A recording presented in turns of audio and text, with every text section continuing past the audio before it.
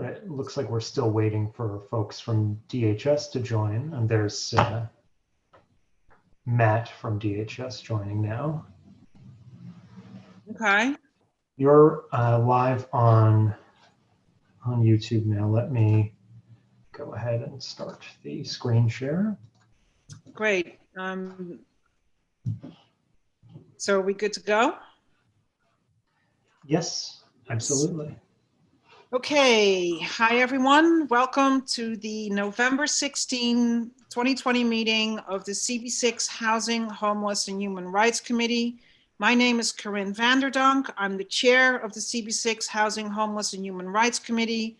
This meeting is called to order at 6:32 p.m. Tonight, we are joined by Assistant District Manager Cody Osterman. Members of the public, you can raise any questions or comments that you have through the Q&A feature of Zoom. If there is time following the committee's discussion, we will field questions from the public.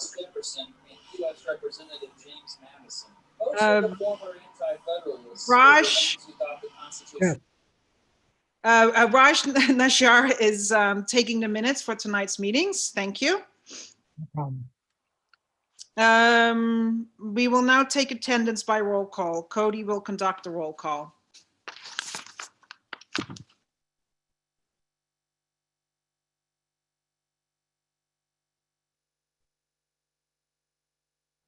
Okay, members of the committee, when I call your name, please unmute yourself and say present. I'll announce if there's quorum at the end.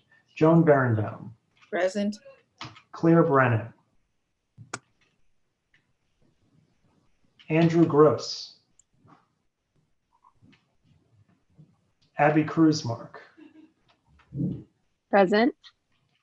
Rich Mintz. Present. Raj Nair. Present. Matt Roberts. Present. Anju Suresh. Okay. Corinne Vanderdonk. Present. Jeff Zellen. Right now you've got 6 of 10 members on this committee present. And Anju has just joined, so now you're at 7. Great, thank you. Okay. The agenda for tonight's meeting was distributed ahead of time by the board office and appears on the screen before you. Committee members, if there is no objection, we will adopt the agenda as stated. Members of either committee, if you object to adopting the agenda, you may raise your hand through Zoom. Seeing no objections, the agenda for tonight's meeting is adopted. The minutes from the October 19th meeting and the May 19th joint committee meeting with the Health and Education Committee were distributed ahead of time by the board office. If there's no objection, we will adopt the minutes. If you object to adopting either set of minutes, you may raise your hand through Zoom. Corinne, there was actually a third set of minutes. It's the May 19th joint minutes with Health, the September 21st, and the October 19th. Sorry. Okay, so I forgot to mention the September 21st, yes. So October 19th, May 19th, and September 21st minutes. Seeing no objection, these 3 sets of minutes are adopted and will be available on the CB6 website tomorrow. In order to conduct an efficient meeting, let's observe a few ground rules. No one may speak until granted the floor. Committee members, if you have a question about committee business or wish to make a motion, please raise your hand through Zoom. If you click the participants icon, the participants panel should appear and you should find the raise hand function there. If you still have technical difficulty, you may click the chat icon and relay your difficulty. The chat function should not be used for committee business or questions about agenda topics. All remarks should be made on the record by raising your hand through Zoom. Chat should only be used to alert us to any technical difficulties you are having or to state in writing information like an email address that was already stated aloud on the record during the meeting. When a committee member is given the floor to speak, I will identify you and you can unmute yourself so that you can speak. We are required by executive order to create a verbatim transcript of the meeting, so please keep your questions and comments succinct and germane to the discussion. Some expectations for the public. Thank you for joining tonight's meeting. CB6 has been collecting questions and comments for the representatives of CORE and DHS from the public ahead of this meeting. In addition to those questions, following questions asked by members of the committee, you will be able to ask questions via the Zoom Q&A feature. We will try our best to get to as many questions as possible. Please try to limit yourself to one question. If after the meeting you still have lingering questions, please email us at info@cb6.org and the CB6 office staff will work to get answers for you. The committee vice chair, Rich Mintz, will be looking through the questions as they come in and will read the questions aloud and direct them to either DHS or CORE. And with that being said, we'll get to our first agenda item, which is the presentation by CORE Services Group and Department of Homeless Services on a new permanent homeless shelter for adult families at 118 East 40th Street.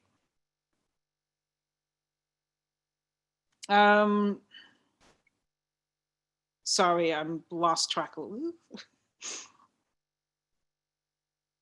I will quickly just kind of talk a little bit about how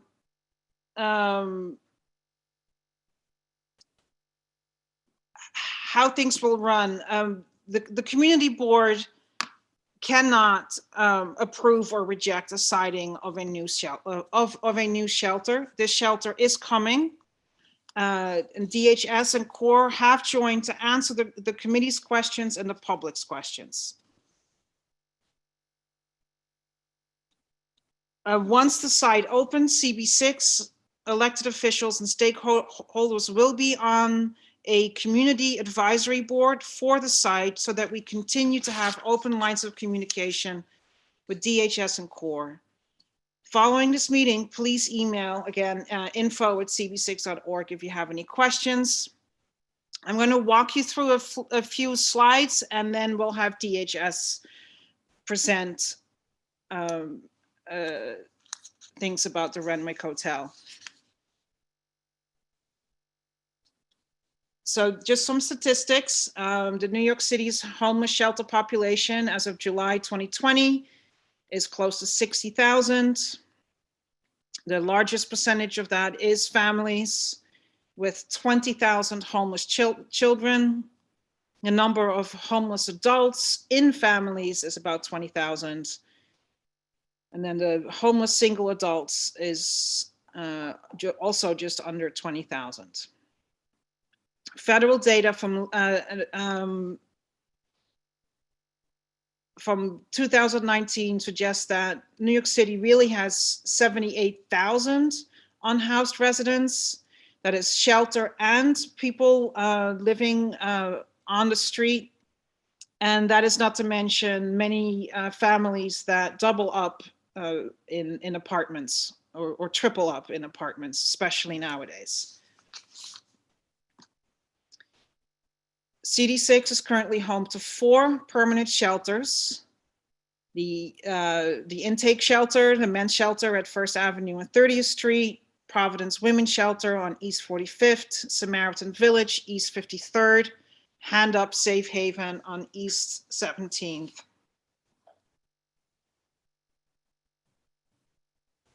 So our 5th shelter, when the site opens at 118 East 40th Street, it will be the 5th permanent shelter in our community district.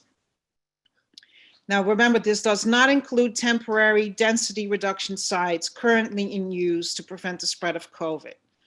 This will be CB6 first adult family shelter. And there will be a cab after it opens, as I mentioned before. We will, yes, thank you. So these are the 4 temporary hotel sites in CD6, the Pod, East 39th, the Marcel, East 24th, Vanderbilt, East 47th, and the hotel at Lexington and 30th Street.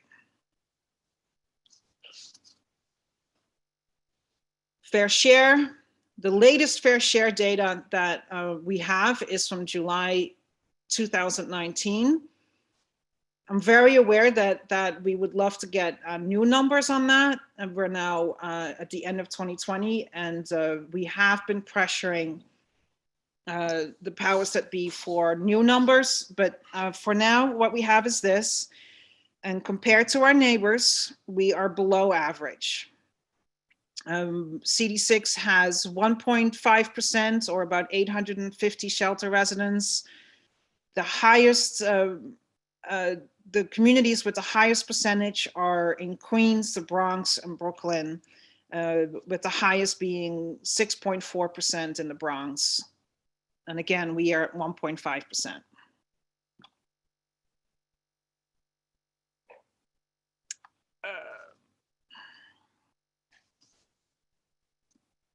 We can go to the next slide. Yes. That's it, Corinne. Oh, that's it. Okay. I was saying, okay. Oh, yeah. So then one of the other, just reading the comments, reading the questions. I want to make everyone aware that, you know, this particular shelter is right at the border of CB6.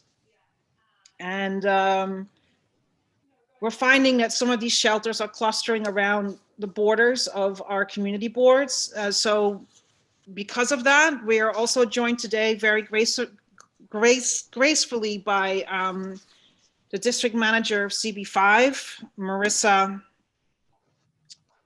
And I'm Marissa, and I totally scribbled her last name and I can't read it. And then the chair and vice chair, Renee and Julie from the CB5 Budget, Education, and City Services Committee. So if you have, for example, I believe Main Chance, there were quite a few questions about Main Chance. That is in CB5. Now, we don't want to say, oh, that's not our problem, it's in CB5, even though it's like literally like half a block away from our borders. But at the same time, it is very hard to communicate. We need to get a better set of communications between the community boards, between DHS, so that we're just not kind of working in our own little pocket, not knowing what's happening in CB5. So one of the things that I would like to talk about is better communication and sharing of information about districts close to us. And with that, I will hand the floor over to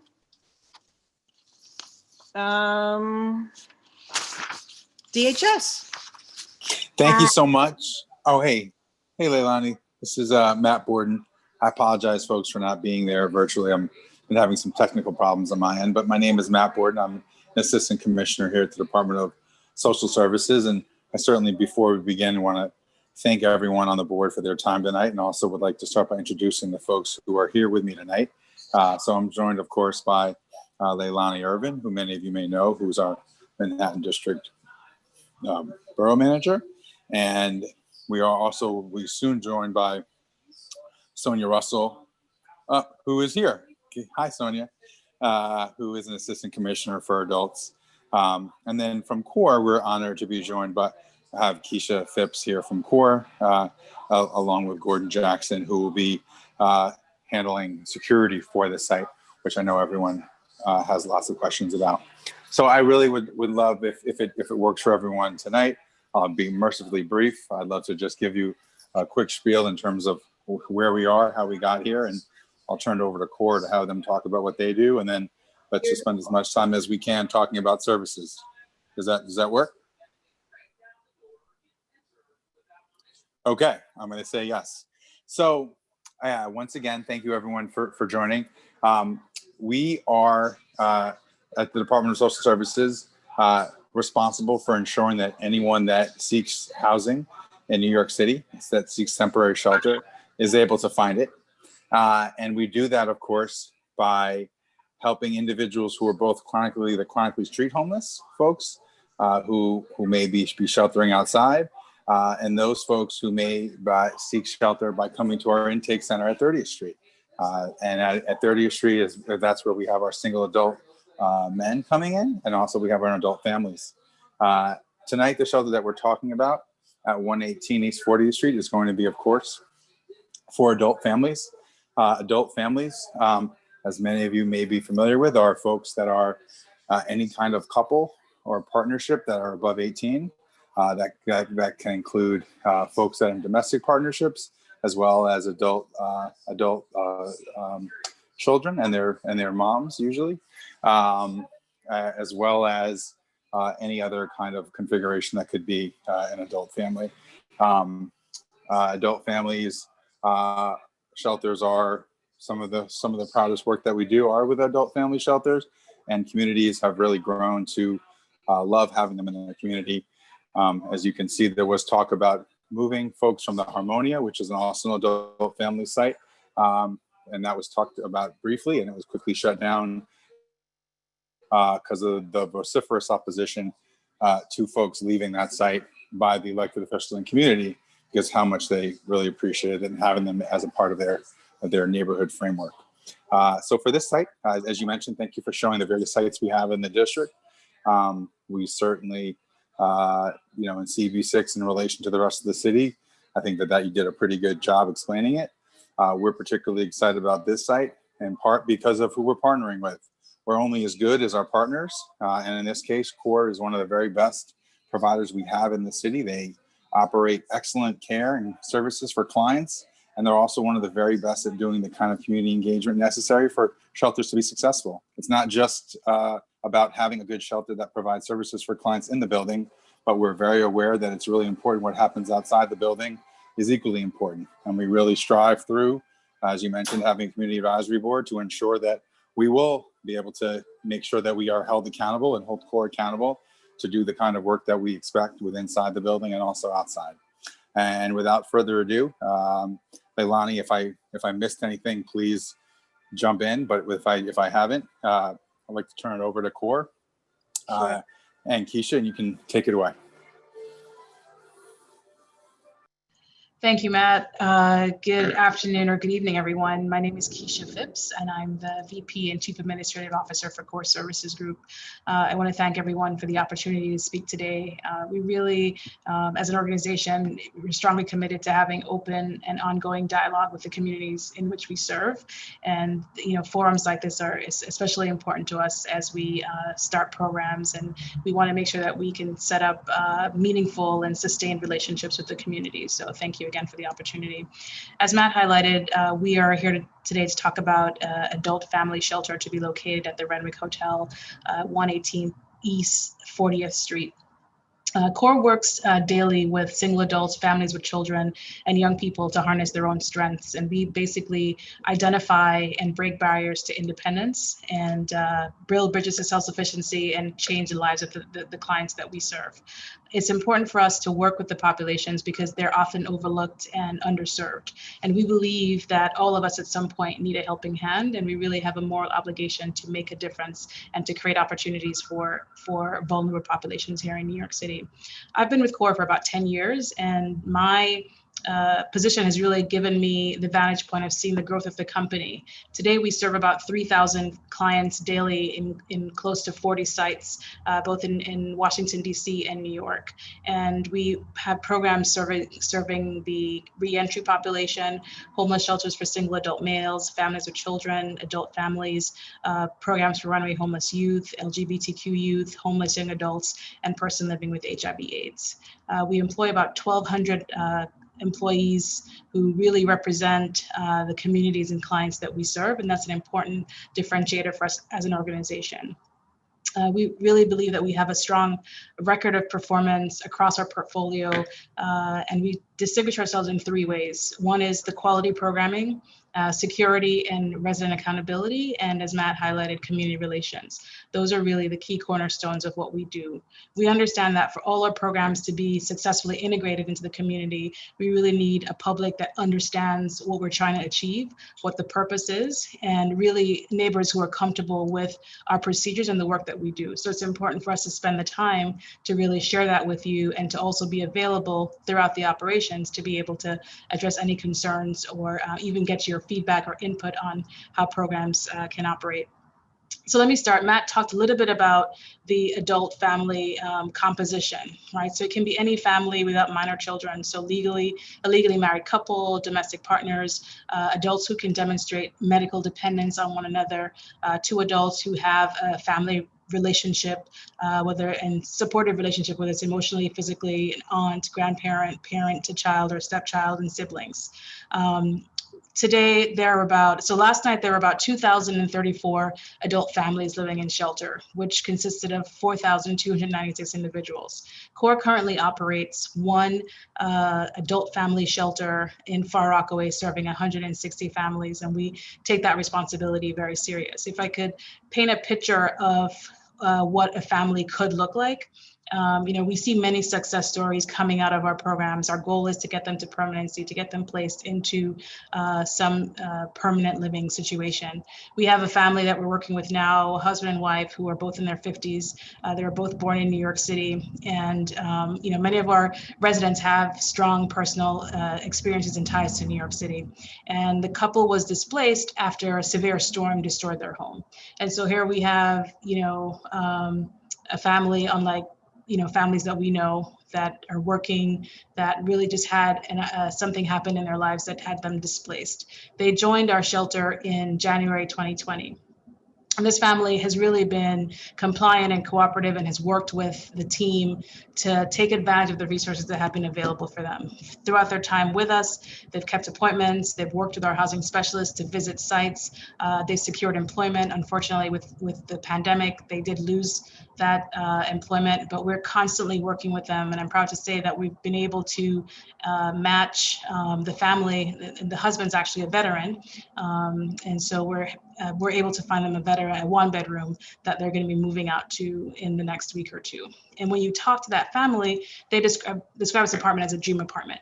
And that's really what we're trying to do, to connect our adult families to a permanent living situation and to really support them when they're most vulnerable, to get them back on their feet. And so even in shelter, our families face more barriers and roadblocks, but they really work hand in hand with our staff who facilitate, their achievement of goals while they're in their program, which get them to the ultimate goal of transitioning to permanency.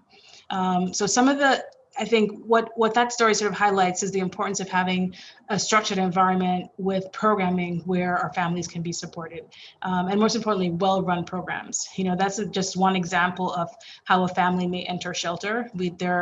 Families come to shelter for a variety of reasons.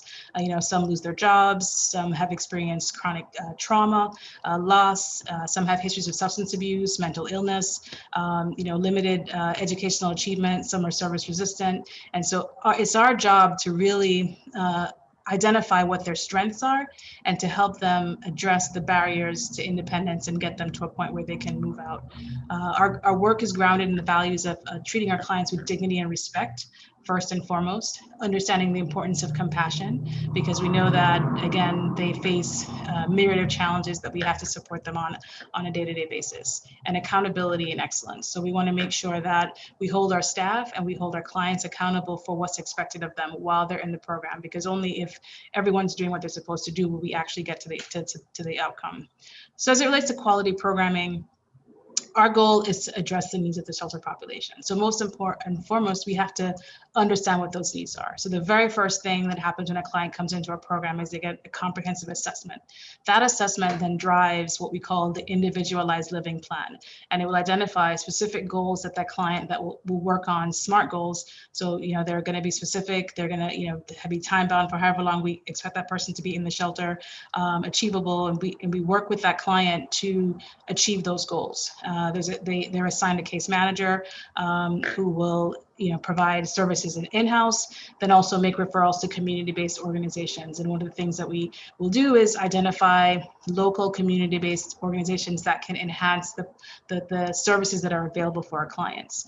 Housing placement, of course, is a big component. We'll have a housing specialist who will connect our clients with available units. They'll create, constantly keep track of inventory. They'll escort our clients on visits to look at the viewings. And their primary goal is to encourage the families to seek and accept, the first available housing. So we're constantly driving to move our clients out quickly and, to sort of make that resource available for the next family that may need it. Of course, we believe that employment and permanent housing are sort of the twin keys to long-term success. So employment is a very big component of how we support our clients. So helping them with job readiness preparation and placement, doing workshops. And again, we also will partner with community-based partners that provide these services in the community. We're helping our clients understand entitlements and benefits, things that they're have available to them to help them with the move out. On our staffing plan, we also have a social worker, and they're looking at, from a clinical perspective, the barriers that are facing our clients, looking at counseling, anything from relapse prevention, identifying and managing triggers, and having those conversations in a clinical way. And of course, making referrals to community-based partners for any additional support that client may need in the community. And one of the things, so between the case management, individual counseling, employment readiness, culturally congruent staff who understand the needs of the clients, and really those who understand the importance of compliance, we think that we really create quality programming that ultimately impacts our clients. One of the things, we're also audited on an ongoing basis. We work very closely with DHS, as Matt said. We really see that relationship is very collaborative, and it's a really strong partnership. But we also held accountable as a provider, and so our program analysts will come in and conduct audits to make sure that we're on track with the metrics that are in place for us. So for example, ILPs, individual living plans, have to be done with a certain time frame, making sure that those are in place, making sure that we meet our targets for move outs. And I'm proud to say that Julio De Jesus, who's also on the call, Julio, you want to do a little wave, is our program director at our beach site. And they do a phenomenal job of exceeding the move out targets each quarter. I think he mentioned you have 50 move outs so far, right, Julio?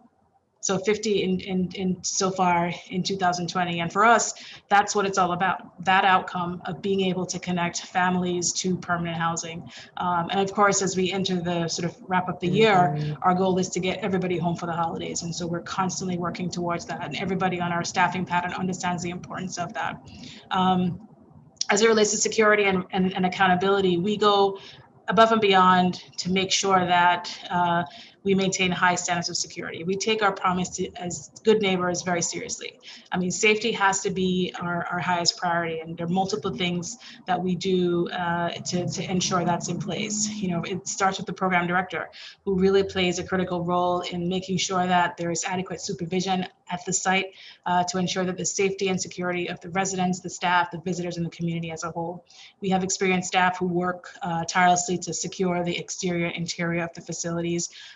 Residents, of course, have a curfew that's designated by DHS of 10 o'clock. Staff are trained to report incidents immediately, and we're very, very responsive. We will have at the site 7 security per shift, and that will be provided on site 24/7. 3 will be located at the front entrance to control building access and to monitor the security cameras. We'll have 1 person really just doing sort of the front desk, and the other 2 will be with the wanting clients as they enter, manning the metal detector. And now we've added temperature checks as part of our COVID protocol. Those are mandated for any person entering the facility. And of course, ones are just to make sure that no prohibited items are carried into the shelter. And by doing that, we're also sort of trying to enhance public safety. 3 people are roving.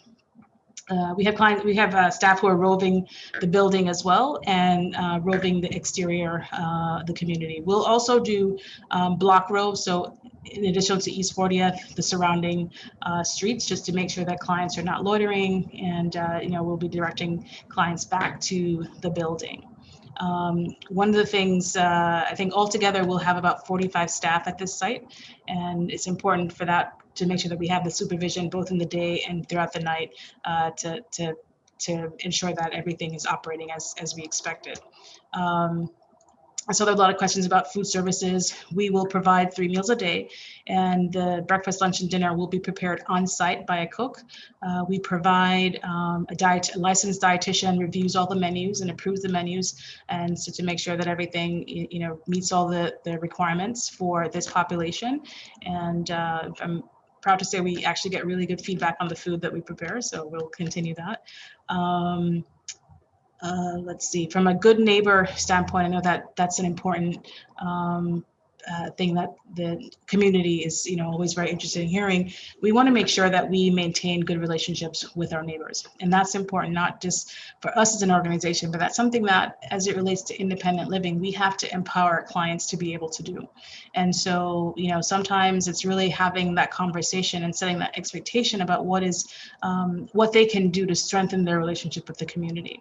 And as part of our intake, all of our clients are required to sign the Good Neighbor Policy, and our staff will review that with them, and it will highlight what's expected and give specific examples of things that are not expected, right? So littering, playing loud music, talking loudly, loitering, disorderly conduct. We're very clear about what is expected, and all of our staff reinforce the expectations on an ongoing basis. That's a very, very important part of what we do. I think, Matt, you mentioned briefly, or the chair mentioned, the Community Advisory Board. That is an important piece of our model. We want to make sure that we engage community stakeholders, that we have a forum to be able to hear, the voices of our neighbors, whether it's clergy, community-based leaders, residents, and create a space where you can talk freely and transparently. And at the end of the day, hold us accountable for what it is that we're saying we're going to do. We try to hold ourselves accountable, and we do believe that as part of the community, we have to be able to sit in sessions like this and answer questions and let you know what our plans are. So we, as part of that, we will, set up meetings and come up with an agenda for how we, share information about what's happening in the program. In fact, the Community Advisory Board also enhances programming, because in some cases we may hear opportunities for employment for our clients. We may hear opportunities about folks, potential staff that can work for us. So sort of a mutually beneficial body, so to speak, that really helps us integrate our programs into the communities and really holds us accountable for our good neighbor strategies. I know there's some, in addition to the Community Advisory Board, we'll also have a dedicated phone line for residents who may have any questions, and that's very real time. We want to make sure that we're responsive. And in fact, on our board, Gordon Jackson, who will speak next, he's our VP of Community Affairs. So, having on our executive team someone whose sole mandate is to engage with the community really speaks to our commitment to having real meaningful conversations with the community. That is an important part of our model, local input, and partnership on an ongoing basis. So that's really sort of a quick overview of CORE and the program that we will provide at 118th East 40th. And I'll open it up to Mr. Jackson if you want to talk a little bit more about the security, and then we can maybe give Mr. DeJesus a quick second to talk about what he's been doing at Beach. Thank you, Ms. Phipps, and thank you for everyone for setting up the platform. As Ms. Phipps shared, there's so many pieces that kind of go into the puzzle and making sure that we integrate a successful program model when we open up. One thing Ms. Phipps did leave out, she covered so much, was our commitment to safety goes beyond just the fact that Procore Security will have guards on every shift. Part of our responsibility will be to engage the community, obviously. We will obviously provide perimeter rows that will go 1 to 4 blocks away from the facility. Just a little bit about how our guards are trained. I saw some questions that had come up was really just about the competency of the guards. And, you know, are they equipped to handle any challenges that could come up? Our guards go through everything from Narcan training to first aid training to mental health awareness. They go through many of the trainings that our program staff go through, because we know that guards are often the first line of observing behaviors that can sometimes impede on quality of life. So part of the core and pro-core model as it relates to security and how we manage and really look to get supportive relationships in a community really ties into quality of life, right? Because we want to make sure that when this site opens, that our clients can enjoy their quality of life, but at the same time balance that with the quality of life that already exists in the neighborhood. So some really good questions had come out and about safety and security and what does that look like and what does that translate to. One thing about Procore security is that we also do bike perimeter rows. So you will see Procore bikes that will be you know, really just community engaging, so to speak, and providing a security presence. We're not there to engage every single client. Sometimes we want to hear the good stories, we want to hear the bad stories, right? If something goes well, you see a client doing something great, we'd like to hear just as much about that as maybe somebody went through, did something that you thought may have had some level of concern.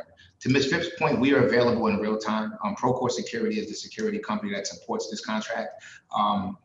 My telephone number, our leadership at that site, there will be a security manager who will be at that site, as well as an operations coordinator, as well as the program director.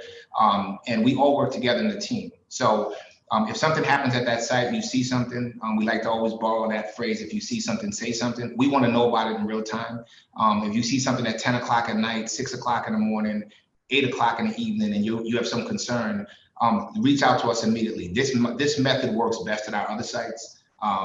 I sometimes will get a phone call or a picture or something at 1 o'clock in the morning. If we can either reinforce that it's not our client and try to make a referral to see if we can get that individual some support.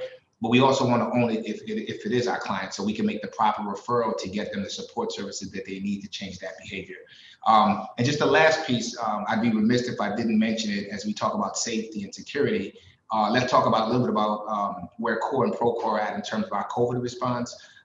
Myself, Ms. Phipps, some other folks with Core and Procore, we all sit on a COVID committee, right? And we meet every week to talk about best practices and things that we can do to reduce the spread. So as a company, you know, masks obviously always required with all staff. We provide enough PPE for staff. It's part of our messaging consistently, because to us, safety starts with healthcare and wellness, and that's a big portion of what we do. So I definitely want to turn it over to Mr. DeJesus, who's on our team as well, who comes with a wealth of operational and experience just with DHS contracts and with the core team. Thank you, Gordon. My name is Julio DeJesus. I am currently the program director at Beach House, located in 5 Rockaway. I'm also going to be overseeing the program at East 140th Street, 118 East 140th Street. And what we want to do as Core is bring the same type of program that we are running at Beach Residence over to East 40th Street. We've been very successful here with the elected officials, with the community members, with the community board 14 as well. We're very integrated into the community. You know, we are committed to helping our families in a constructive fashion while challenging them to improve their lives by gaining and securing permanent housing and becoming contributing members of the community. Up to this day, like Ms. Phipps just stated, we have moved out 50 adult families into permanent housing. You know, we are graded by Department of Homeless Services. It's like going to school and getting a report card. Every year we are graded with the Department of Homeless Services, and every year, you know, we go above and beyond our targets. Of course, we have those clients that, you know, that going to be a challenging, and that's when we start peeling the layers and layers, and we'll start working with those clients. And if one case manager is not successful, we'll pass it on to the other case manager until we find somebody that could identify with that client and help them out and get into permanent housing. We just recently moved out a family that was very difficult to work with. The adult member was bedbound. One of the adult members was bedbound, and it was very difficult to work with, and it was a very successful story. Also, DHS appreciated our effort or moving this family out into the community. Our program services include, like Ms. Fix stated, case management, entitlements, employment services, and housing search assistance. Beach works with coordination with neighborhood groups and public agencies to help the homeless families outside. Each family situation is stabilized until they are ready to re-enter the private housing system. Once again, I'm going to be available. I will provide my phone number. I will be your point of contact. I'm available 24/7. I do not get away from any problems. You know, the best thing to do, I'm a hands-on person, and that's how I solve problems. You know, I'm involved with every client in this facility. I know them each by name. Okay. I read some questions where there's only going to be security on site. No, we're going to have core staff on site 24/7. We're going to have a shift supervisor for core services, along with a shift supervisor from the security company from Procore. Our shift supervisor from core services has more experience in engaging the clients. We're going to have social case managers on site from 1 to 9 every day on Saturdays, or from 9 to 5:30. We're also going to have some social workers on site as well. And this is for those clients that, you know, a lot of clients, you know, they come with a lot of issues and they don't trust everybody, you know. But that's how we gain the trust. The first thing about this client is getting their trust. Once you gain the client's trust, then we could help them out. You know, it's about respecting them, you know, and getting their trust. I had learned throughout my years of working with homeless families that, you know, it's what you do for them that count. You know, at the end of the day, it's about providing the services to the people that really need it. You know, a lot of these families, they don't deserve to be homeless, but yeah, here we are. You know, at the end of the day, you know, I could identify myself with a lot of these families, and I'm pretty sure that some of the members in this panel could also identify themselves with some of these families. You know, it's about caring. These are human beings. You know, and for me, I take this very personal, and I understand your concerns about your community, but believe in me when I tell you, I will be there for you. I will be there to assist you with anything that I can, and also CORE will back us up. I've been working with CORE a little under 4 years, and I'm very proud to be a member of CORE Services Group. You know, I've been doing this for 20 years. I already worked for 3 providers. And this is the best provider that I know that really cares about what they do. You know, they are very vested in what they're doing. And I'm very proud to be taking on a new challenge, a new program that I know that my services could be appreciated. That's all I have to say. Thank you. Thank you, Julio. Thank you, Julio. Thank you. Leilani, do you want to close out? I'm not sure. I think that you all really covered it all, but only thing I would add is that with every site that becomes live, once the site's open, which this particular site is slated to open late December of this year, will come with the community advisory board. And so that is what I will call on the community board to help me identify ideal CAB participants and elected officials to help us identify who those members in the community would be great to be a part of that community advisory board once it's formed. And that is a system where it's kind of like a checks and balances. It allows for community to have input in real time directly to the sites and the agency, and also to make sure that we're being held accountable.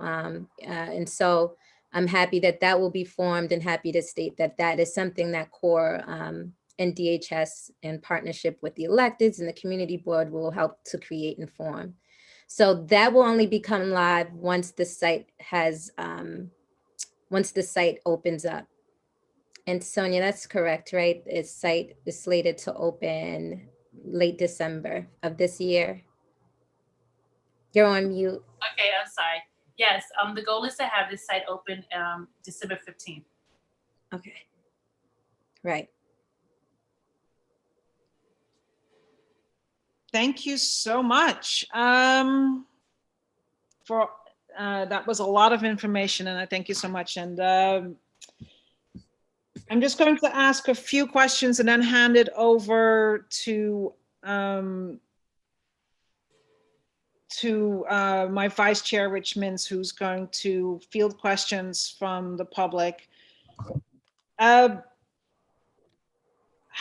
This is a question for, I guess, for DHS or CORE. How was this particular site chosen?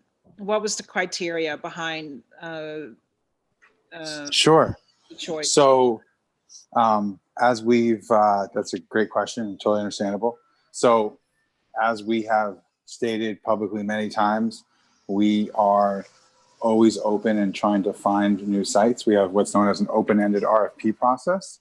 So in order for folks to get sites to us, a developer will link up with a provider.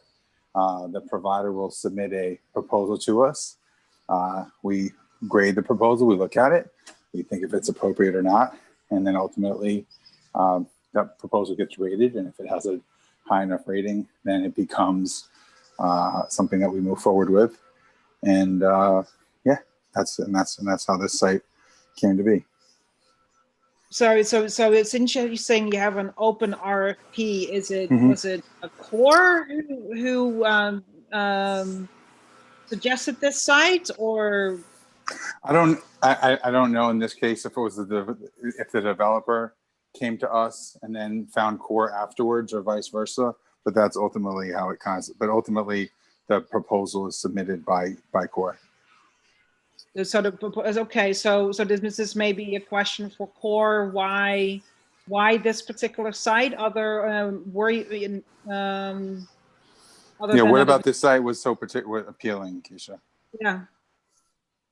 So I think one of the barriers, one of the challenges with providing the programs that we do is really having site control, having sites that can accommodate the capacity that's needed. And in this particular case, we were able to work with the landlord to get access to the building, and it can accommodate upwards of 170 families, which would meet the need for DHS. And so we did submit a proposal for this site as in response to the open-ended RFP, and then we were awarded subsequently.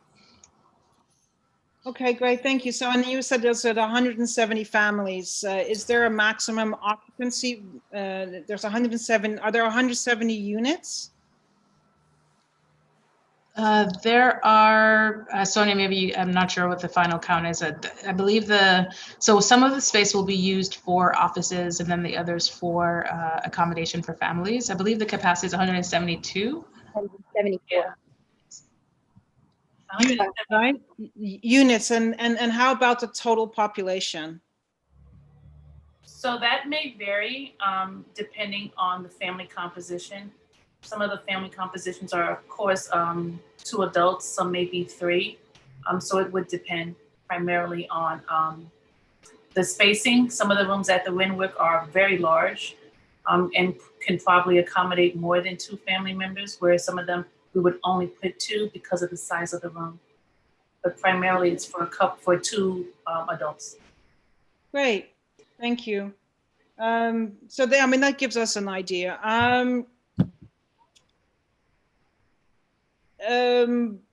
This is, I think, for DHS. Do you have the numbers of exactly how many permanent shelters there are going to be when we take CB5 and CB6 and lump them together? Do we have that number? No. How many permanents? Why would we? I'm not quite sure I understand. Why would we? What are we lumping together CB5 and CB6 for? And why not CB4 or CB3?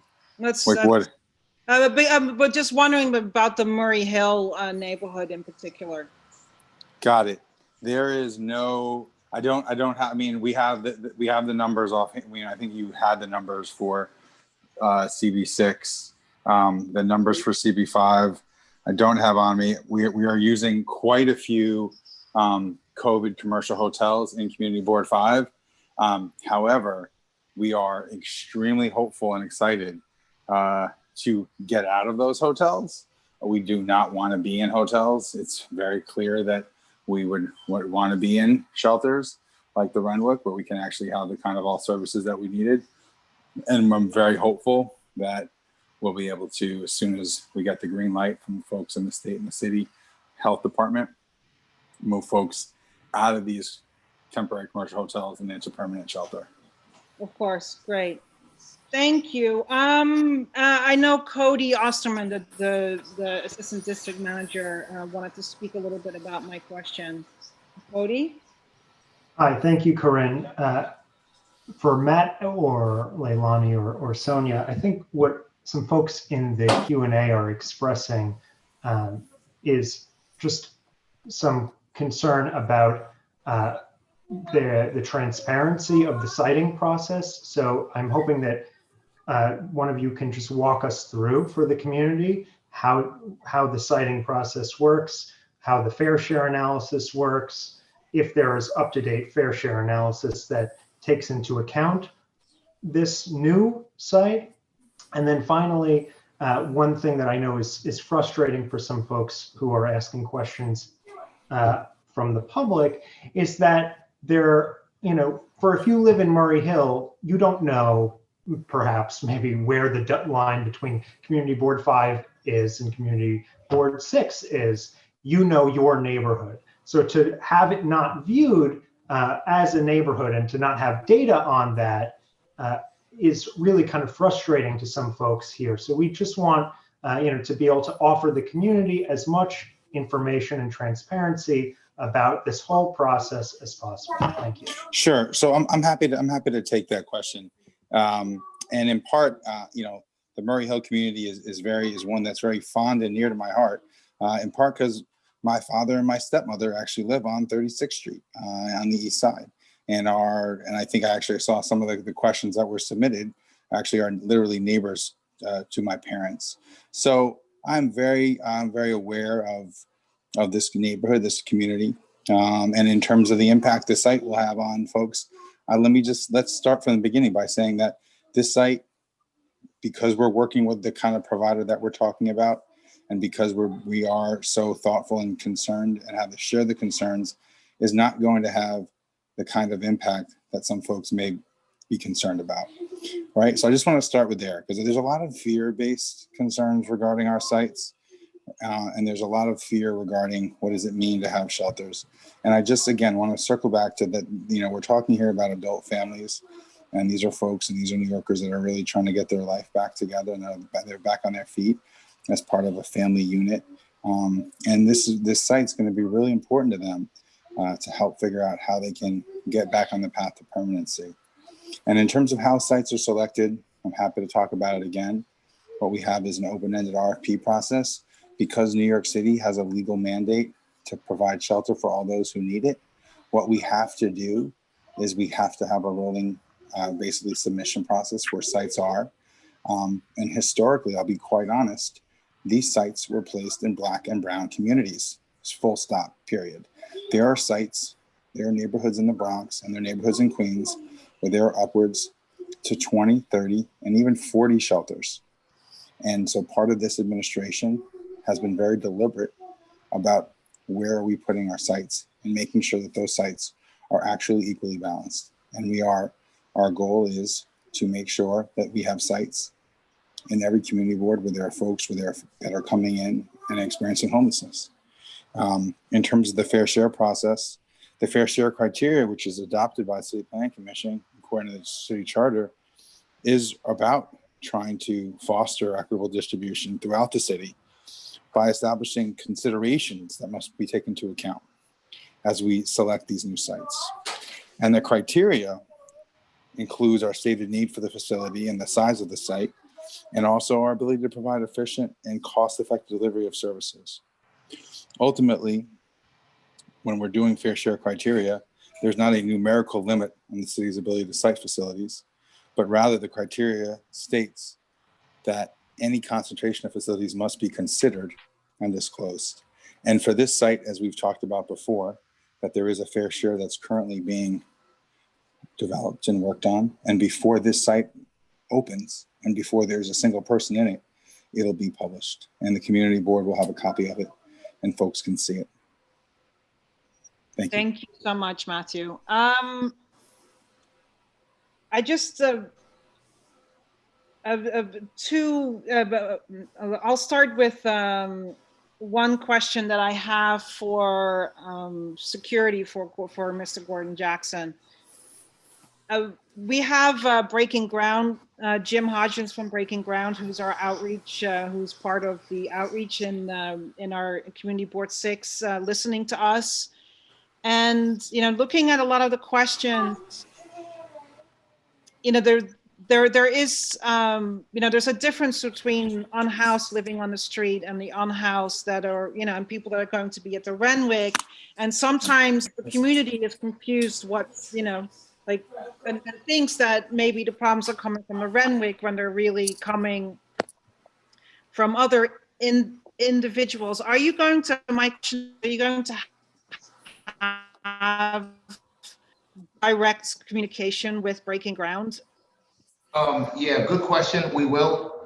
We're familiar with Breaking Ground's work, and part of our community engagement process, our perimeter roving, will be to make sure that we establish a good rapport. We've actually sat on some panels with folks from Breaking Ground, so we know their work, and we're honored to be able to partner with them with this. For two reasons. One, when our guards are out doing perimeter roves, they will carry PPE, they'll carry masks, they'll carry anything that they can give to somebody, whether it's somebody who's street homeless or whether it's one of our clients, perhaps, or just somebody who needs a mask. So one thing we want to do, and I want to be really, and I'll follow up with the person from Breaking Ground who's on the call afterwards, is to make sure that we establish that relationship so that we can help identify and make a distinction between who is a client that resides at this location versus somebody who may just be in need of services. So yes, that's definitely part of how we will operate. Great. Thank you so much for that answer. I just want to end, I want to stop talking after I say one thing. You know, I live on 18th Street and I can see the 17th Street Safe Haven from my windows. And, you know, it's just been really lovely to have them as neighbors. It's great to know that people have a place to go to. There are no problems coming from a well-run shelter. And considering that the Renwick is opening up in the mid-December, I would encourage people to consider donating holiday items, not a fresh tree, that's not allowed, a fake tree. If anybody has a fake tree, that please contact our office and we'll see that we can get it to the right people at the Renwick. And with that, I'm going to first call on one of our committee members, and then Rich Mintz is going to open up the questions. Andrew Rhodes has a question. Corinne, thanks so much. I just want to say, as a member of the committee, and I recognize how many participants. There's like 200 people on this call, and there's like over 100 questions. And it would just be it would be unfair if I didn't recognize the fact that as a neighbor to the site that's on 47th Street, what a failure I think the city has done in how they communicate with us on the committee, on the board, and also all the people who live in not just our district, but other districts.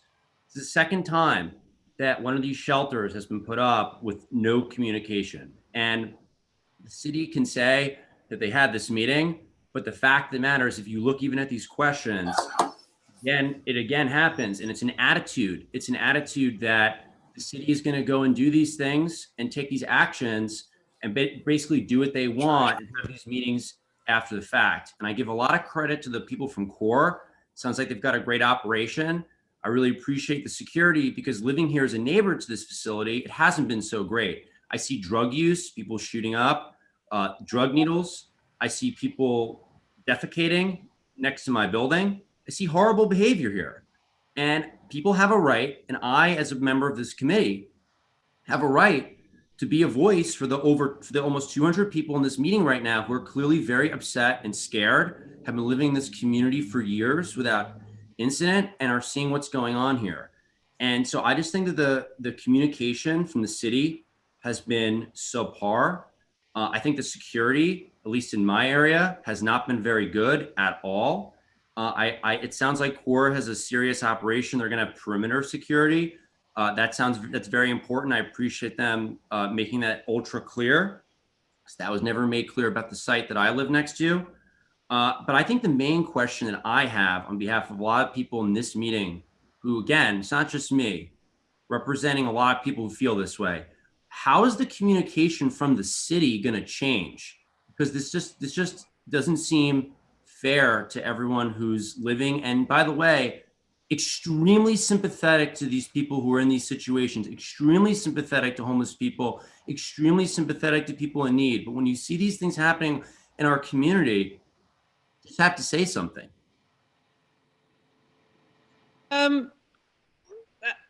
I mean, I completely hear what you're saying, Andrew.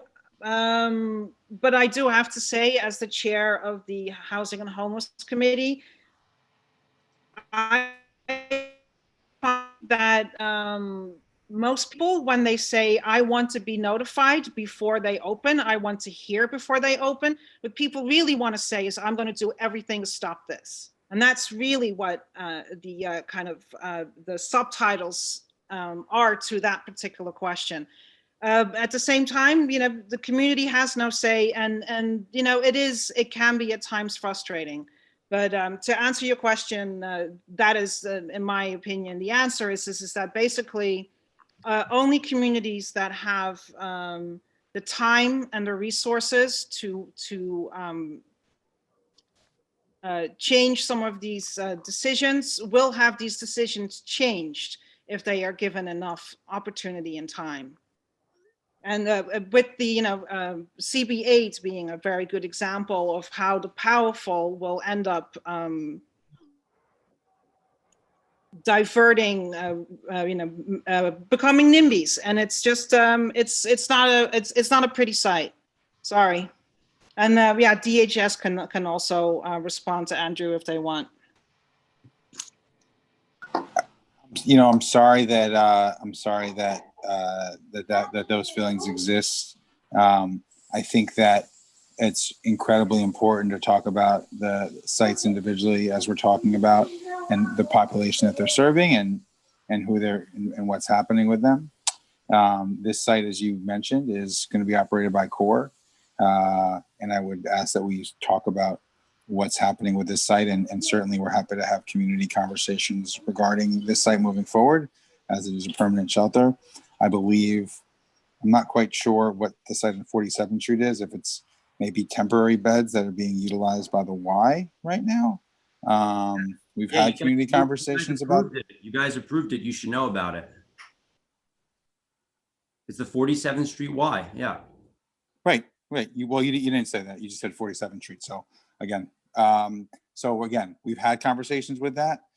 We've talked to the community about that. We've actually met folks from the plaza nearby and actually on site and did a walkthrough.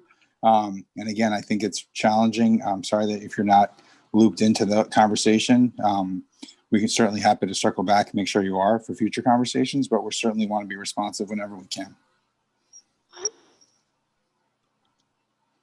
Thank you. And with that, I am opening it to Rich, who is going to try to get to as many questions as possible. Yes, thank you. Can you all hear me? Yes. We got a few dozen questions in advance and several dozen questions and comments since this meeting started. I've tried to pull from them and consolidate them so we can get as many issues addressed as possible during this question period. If you don't get a satisfactory answer to your question, please feel free to follow up with our office at info@cbsix.org, and someone in the office will try to deal with it. I will start just very briefly by noting my own experience. I live across the street from a temporary hotel shelter, operated not by CORE, by another provider, but everything is very similar, from the structure of the security to the engagement with the neighborhood and so forth. We have a direct phone number to this. Our building, our co-op board has been in communication with the shelter operators. We have the phone number of the security director. It works. They pick it up. One thing that we did ask for, because we had a few, I would say, minor disruptions when the thing first went in, due in part, I think, to, as Andrew pointed out, a lack of understanding of what to expect, because I think communication wasn't that great at the beginning. But one thing we asked for is for a security guard to be posted outside 24/7. We got that. It made a big difference in terms of the feeling of the people who live here, that things are under control. One of the things we've learned is that the security staff know all the residents personally and know exactly who is likely to have what kinds of issues, challenges, or problems, so that when we bring up an issue with the security team, they generally know exactly what the issue is. The other thing we learned is that they are in direct communication with the 13th precinct, and the police officers at the 13th are also familiar with individuals associated with the shelter who pose a challenge. And the final thing that I'll say is that they also require residents to sign a good neighbor policy.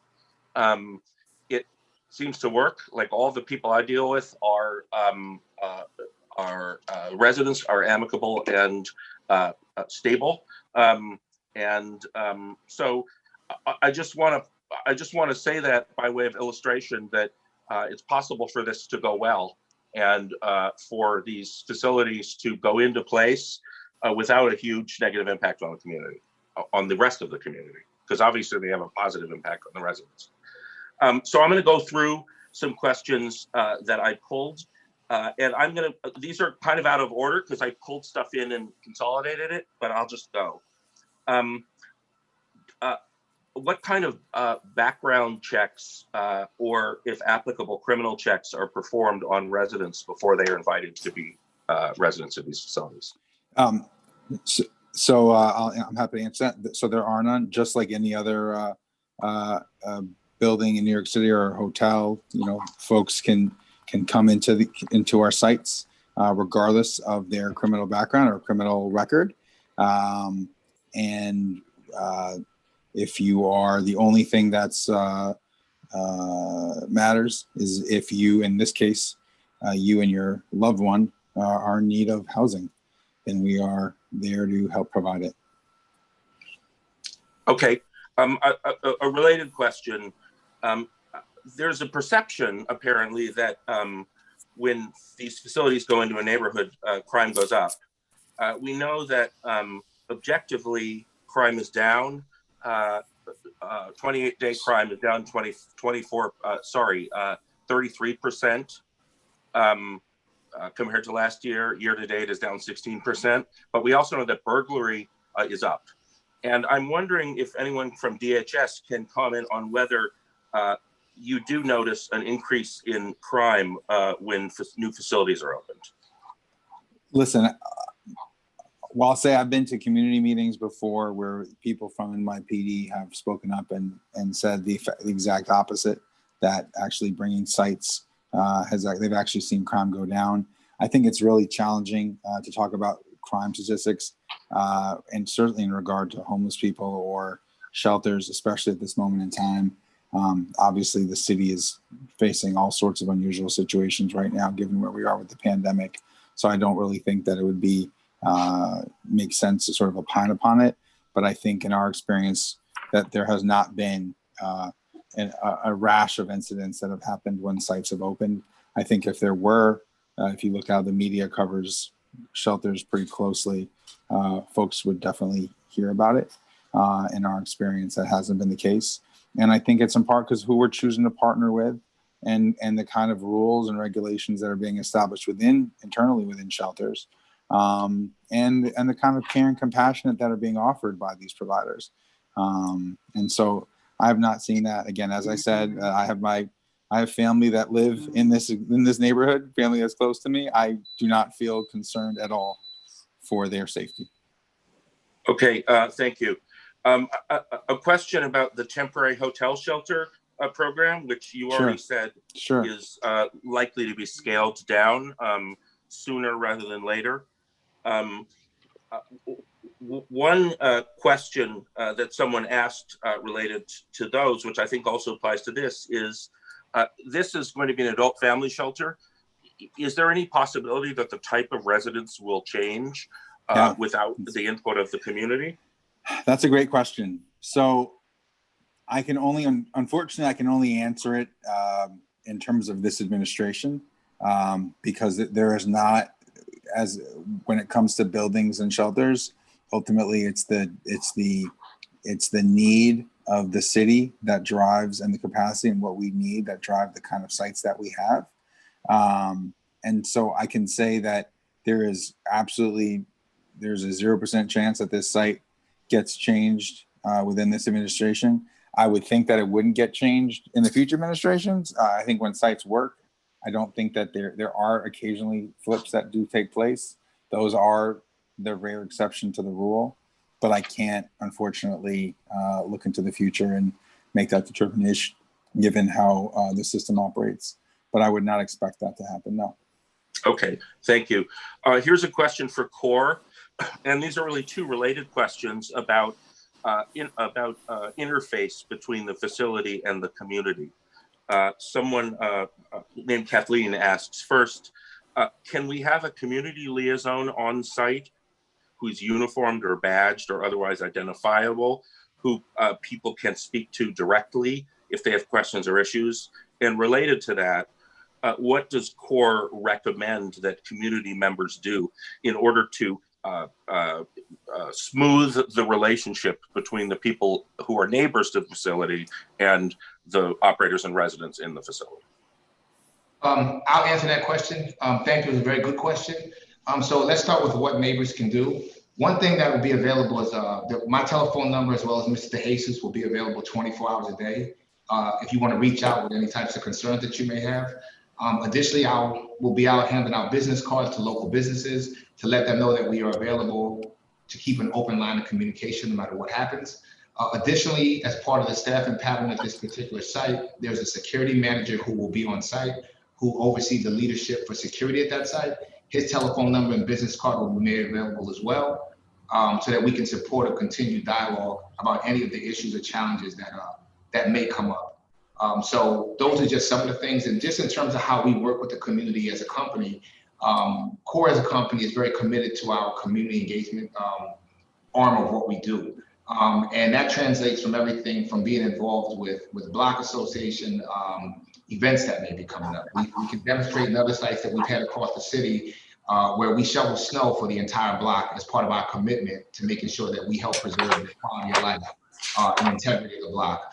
We planted flowers, we planted tulips, and we've had a lot of really good, strong success stories that have come out of partnering locally with the community. I think to Rich's point, he had made some observations that when a good provider is in place, good security is in place, a community that's as engaged as you guys are right now, that this operation, and obviously with the strong support that we get from DHS, the relationship can work, and some of the concerns and anxiety that you have are addressed when you see a good provider in place, supporting what your concerns are. So, and just to respond directly to that, it's not that we don't have any concerns. Certainly, we now have people living on the block who are different than the people who were living here before. There are people who, at some times of the day, are gathering on the sidewalk, and some of the other residents of our neighborhood are made uncomfortable by that. But you know, the fact is we understand that everyone has a right to be in public space as long as they're not disruptive. And so we are trying to work with the facility to make room for everyone. So I'm going to move on to another topic, which we got several questions about that I've tried to squish into one discussion, and that is questions about substance abuse related to the facility. Someone asked what the likely percentage of residents are who will be abusers of illegal substances, and what to do in real time if someone is seen injecting drugs or using illegal substances in another way, in a way that is in public or dangerous, that we think is connected to the facility. Well, I think I'd like to let Corey answer that question, but I'd first like to ask for those who think of those folks who are living in apartment buildings to ask that same question of your neighbors, and what percentage of your neighbors that you think are using illegal drugs in your building. You know, I think that's a question that we all could think about and talk about. I think if we're talking about, you know, how are we making sure that clients remain safe and that their health is maintained, I'm happy to have Core answer that question. Well, so if you see any quality of life concerns, you see any clients engaging in any behaviors that are concerning, which would be obviously if you see a client or someone that you think may be a client engaging in the use of illegal drugs or loitering or doing anything that you think would be an impediment on the quality of life, we would like to have as conversations like this continue through the community advisory board, through the relationship with the NCOs from the 13th precinct, we would like to be able to identify these clients, because one, we want to make sure that we are singling out that it's not a client, right? And that this could be somebody who's in need of services, but you can rest assured that we want those behaviors reported, because it gives us an opportunity to do our job better, right? Because then we can make the appropriate referrals that we need to get that person the support services that they need to be successful. So thank you. I'm sorry I'm moving so fast, but I want to squeeze as many of these in as possible in the limited time we have. We have a couple of questions about permanent supportive housing. Someone asks what the plans are to develop more permanent supportive housing in Community District 6 so that people can be given more stable places to live in lieu of shelters. And a related question is, can someone talk about the cost of operating a shelter like this compared to the cost of developing permanent supportive housing or turning this facility into permanent supportive housing? So unfortunately, I don't think that I can opine upon the cost of those two different factors. As that's not that as Department of Social Services, we don't actually operate that kind of supportive housing. However, I will say this: we are actively looking whenever we can to figure out if there are opportunities to convert shelter that we have in existence to also include a permanent affordable housing as a part of it. We think that that's a great model. Part of the Turning the Tide was basically looking at places, how we could expand our footprint. There are places where there's shelter where if we could build up, we'd love to build more on a site and create more affordable housing as a part of it. So that's something that we will do. And I promise to keep this board, looped in as we have those conversations, as we look about the city, because obviously affordable housing is so important. So I don't have an answer for the cost of one versus another. I can't remember, but do we have anyone from Breaking Ground on here who would like to speak briefly about the mechanisms for developing permanent supportive housing and the costs for that? I can't see who's online. You do have somebody from Breaking Ground. This is Jim Hodson, the Assistant Director of the Street Homeless Outreach. So it's not your specific area of expertise. Manhattan. No, not at all, I'm afraid. I'm sorry about that. Okay. All right. Well, I mean, this is a question that we've talked about before in committee, and so we probably will need to get some more information about the mechanisms for developing permanent supportive housing. I have another cluster of questions which are related to the how residents will be evaluated for psychiatric and employment counseling needs, Sure. whether those services will be provided on site and how this compares to how things are done in other shelters. Cora, would you like to answer that question, or Sonia? Sure. We, as part of the staffing model, I think I mentioned, we will have a social worker on site who will be responsible for providing, doing biopsychosocial assessments of all the clients. So looking at the client's history, trying to understand the narrative around their background, and really getting to the clinical needs of that client. In some cases, they will work with their case manager. We also have an employment specialist on site, and the employment specialist is tasked with doing some of that job readiness preparation, helping them with placement, doing workshops, helping them with resume writing, or doing referrals to agencies that focus on that employment readiness. The social worker, the case managers are looking at the specific assessments, or whether it's substance abuse, mental illness, and we're working in partnership with DHS, because there may be instances where we identify someone who may not be a fit for that setting. And we work very closely with DHS to either transfer that client to a more appropriate setting, but that assessment is very important to be able to make that determination. Okay, thank you. And a question that's kind of related to that. I had 3 or 4 questions about what's the daily schedule going to be like at this facility? When will residents be coming in and out? And how will rules be enforced about, for example, that people take their medically required medications, that there are no issues with weapons or drug possession in violation of rules and so forth?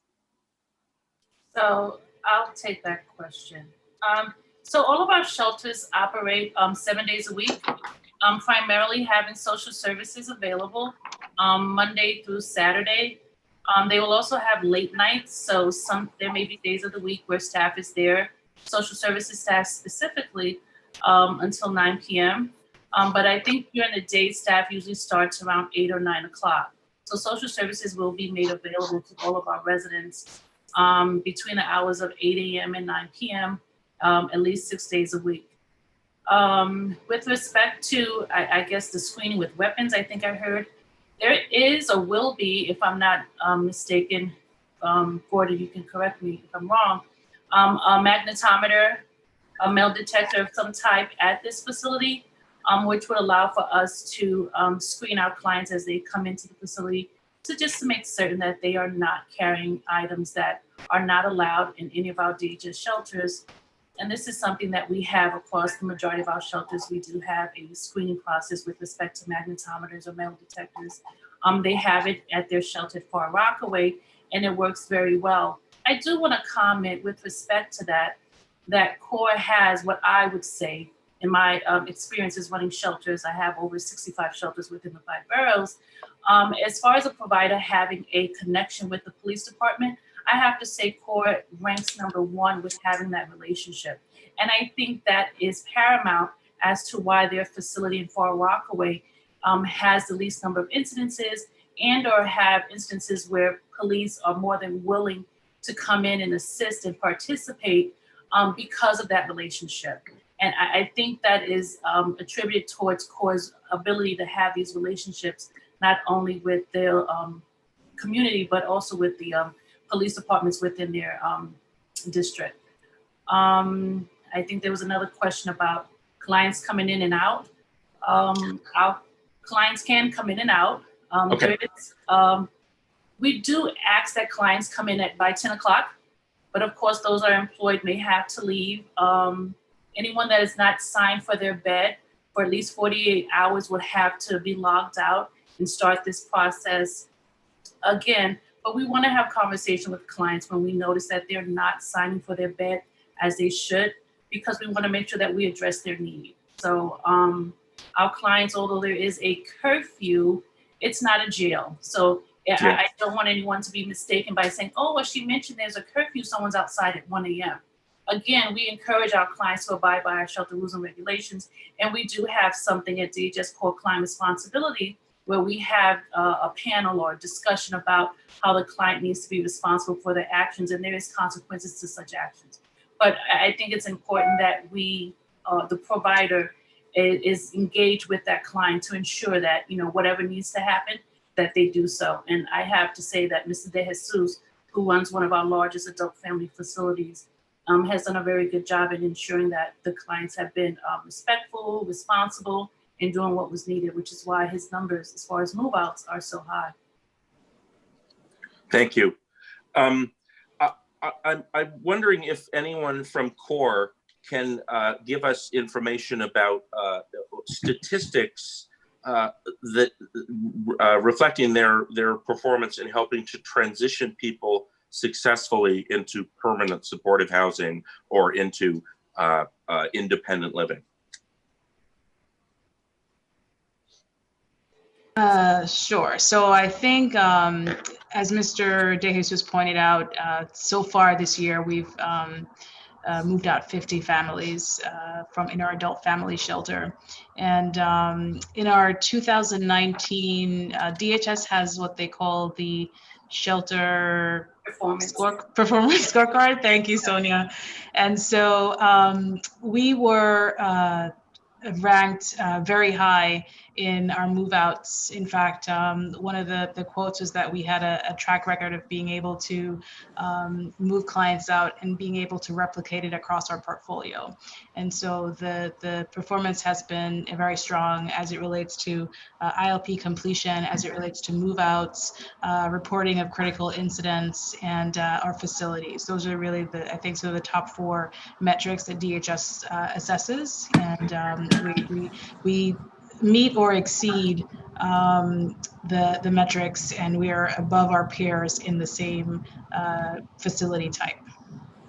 And I'm sorry, I don't have the exact statistics in front of me. I'm just going off memory. This one I think is a question for CORE. The residents who move, the families who move into this facility, where will they come from? Will they be coming from other residences within the shelter system? Or are they going to be transferred, coming in fresh through intake to the shelter system? And either way, are they people who live in Manhattan now, or are they people who are coming from other boroughs? So it will be a combination of both clients being transferred from other facilities and or coming straight from intake. Typically, when we open up a new shelter, we would move clients. We will look at our other portfolio and see whether or not there are any clients who lived in the borough of Manhattan and would like to return to that borough. We don't have a large number of adult family facilities in the Manhattan borough. I currently only operate, I think, 2. One on Riverside, the other, which is Harmonia, that many of you know of, which is on East 32nd Street. So those are our only 2 at the moment. So having this additional shelter in Manhattan is great because a lot of our families have some sort of connection, albeit not maybe in that particular district or community board, but just in the borough itself. So we would see whether or not there are any families that are in perhaps Far Rockaway or in Queens that have services that are in the borough of Manhattan, which would make it easy as far as commuting-wise to get to those services rather than from boroughs in Far Rockaway or Brooklyn or that sort. Oh, you mean people who are living in, say, Far Rockaway, but who are receiving counseling and support services in Manhattan? Correct. Okay. So we would reach out to see whether or not that would be a good fit for them, and then of course have them transferred in. Okay. Here's a question from someone who asks, given that this is a permanent shelter and the residents are likely to put down roots in our community, at least for a time, what can we do here in the neighborhood and the community district to help ease their transition into the community? I guess that one's for CORE. Yes.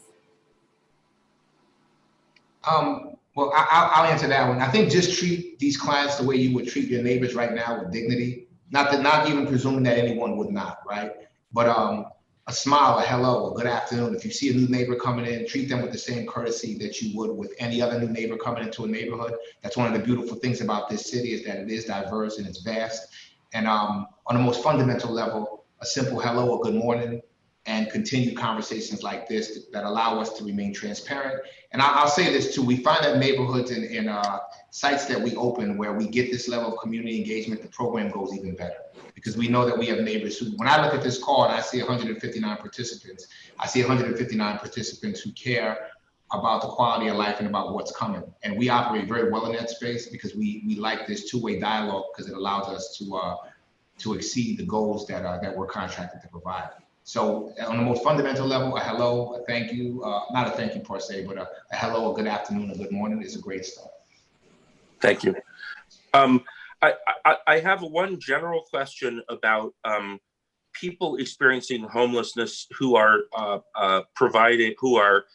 responsible for quality of life disruptions. And this is not specifically about this shelter, but for instance, there are a few places in our district where there have been encampments that have been persistent, which I think the ones mentioned here our office knows about.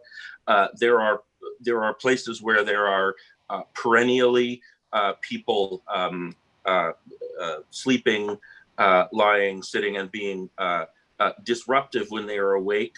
There's one site that we are aware of on 2nd Avenue near East 32nd Street. This question is for DHS. We know that what our community board says is that people should call 311 when they see someone who is in an uncomfortable situation and it's not an emergency.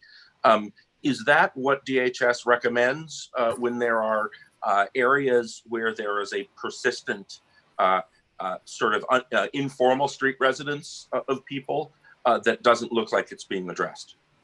Yes, absolutely. We would recommend for folks to contact 311. And then within the hour, our street homeless outreach teams will be dispatched to engage the individual that was flagged to us. What I would say is I'd recommend for folks to download the 311 app. The app is by far, I'd say is the quickest, most fastest way to contact 311. It geometrically pings your location. It tracks where you are, and you can, by the click of a button, request for street homeless outreach support. And someone like Jim Hodgkins, who's on the call from Breaking Ground, would be, he'd have his team be dispatched to engage those individuals for shelter or services. And okay. I just clear that we're not to conflate the two, right? Who's in shelter and who's on the street. Yes, so, I understand. Yeah, yes. So this is the matter for street homeless inquiries. 311 is the best tool. It also lets us know how often the teams need to canvass an area, how often the teams need to frequent an area, lets us know the time of day folks are seeing folks out and about. And so that's a system that we track closely on the back end and heavily rely on. So yes, 311 is the best tool to use. Thank you. I'm going to wrap this part up shortly because we have we have another business item and we've already hit the 90 minutes. But I want to make sure that two other comments get aired.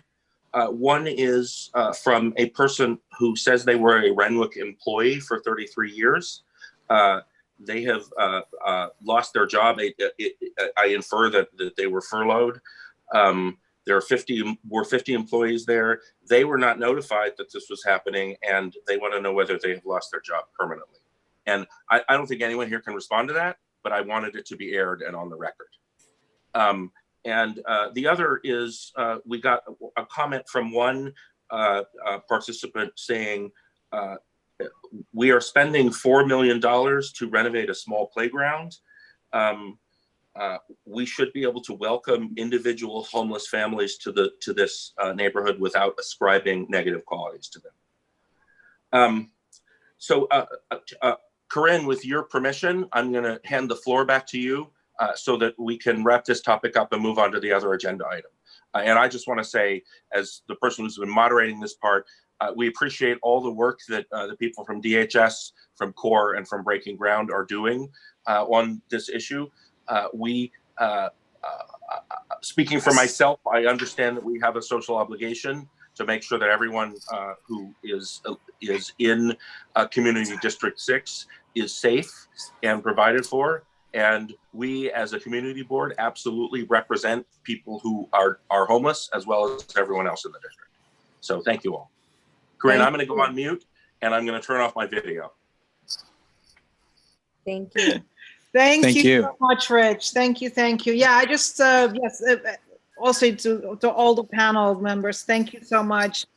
Yeah, I just want to end this with a little speech that I had at the last meeting as well. You know, this is a huge systemic issue all over the city. And,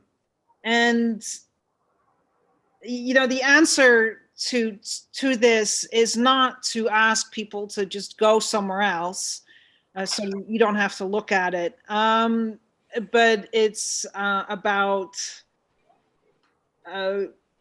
but yet these shelters are also not the solution. The solution is housing, and some more housing, and very specifically supportive housing and more affordable housing. A lot of the main culprits that cause a lot of kind of quality of life issues are unhoused that refuse services altogether. And one of the reasons that they do is because the shelters, especially the 30th Street shelter, is just not a place they want to go to. It's not a safe place. But the Renwick Hotel is going to be one of those shelters that people do want to go to, and they actually will get help, and they're part of the solution. And with that, I thank you all. Thank you. Thank you. Thank you, everyone. Thank you so much for having us. Okay, going to our second and last agenda item, which is a discussion on City Council Intro 1977, which is, you know, actually talks about, you know, addresses our agenda item number 1, which talks about allowing qualified local entities a first opportunity to purchase residential buildings when offered for sale,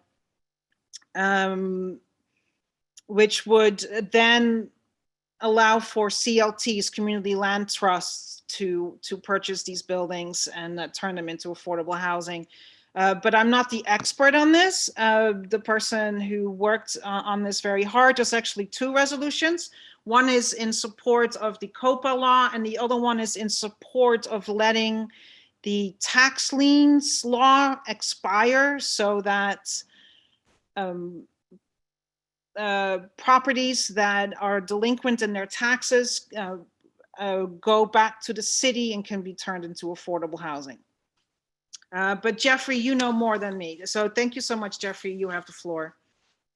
And oh, and Cody, if you can bring it up, if you can share the screen, that'd be great. Well, first I'll just say I am definitely not an expert in either of these, but thank you, Corinne. On the COPA matter, I put together a resolution in large part with the help of Carlina Rivera's staff. She is the sponsor of the Community Opportunity to Purchase Act. And right now it is the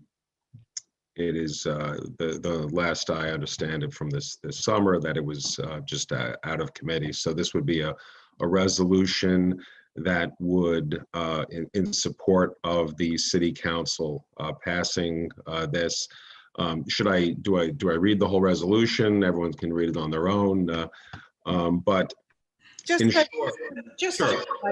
Yeah, I mean, in short, the Community Opportunity to Purchase Act, COPA, it provides a right of first refusal to community land trusts, CLTs, as well as other nonprofit affordable housing developers a right of first refusal. So if a property is going to be on sale, there's a list of qualified developers that would include CLTs and other nonprofits to at least have a first shot at placing a bid on the property, as well as the ability to match a bid on a property, so that the CLTs at least there's a mechanism by which they have to have. It gives them an opportunity to potentially raise the funding in order to do that. There has been some success, significantly on the Lower East Side with Cooper Square CLT, where they have purchased multiple buildings already, and there's been a big push with regard to CLTs, starting with some funding from last year. I think somewhere in the neighborhood of $750,000, and this would just help the CLTs and other groups do what they're doing, which private investors can still purchase properties, but it just gives a right of first refusal to the CLTs and an opportunity to match if they're outbid. So, and that's sponsored by Councilwoman Rivera, and I believe it's endorsed by I think the other council members in our district.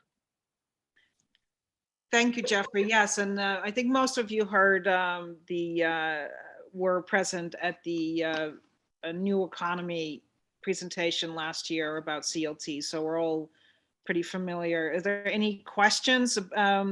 So we put up the second one and then bundle them for a vote, or can we bundle in a committee? Probably not, right? I would suggest we just do one at a time. We're already one at a time. Let's do one at a time. Yeah. Corinne, Andrew has his hand raised. Okay. Just a quick question. Hi. Sure. Hey, yeah. Andrew. Hi. Good evening. Quick question. As far as the acquisition of the properties are concerned, I just want to understand. This is a little bit over my head, but mine too.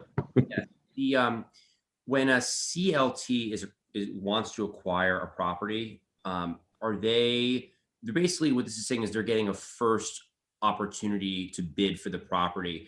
I just want to make sure they would still have to pay fair market rate or a competitive rate for that property, correct? Sure. I mean, it only provides two things: a right of first refusal. So they have a right. They get first dibs on making a bid. They can be outbid, and if they are, they also have a right to match. But so if a private doubles their initial bid, all that the CLT has a right to do at that point is to match the higher bid if they choose to do so. If the market bid is high enough, it may just simply be out of the reach of the CLT. But what the CLTs have said is that there's a certain amount of work that goes into getting sources of funding, and this just gives them a little head start on being able to do that. But yes, it would be market, it would be market rates as whatever RFP process, request for proposal process that they have. This would just require them to let the list of qualified nonprofits, be aware of it. That's great. Thank you so much.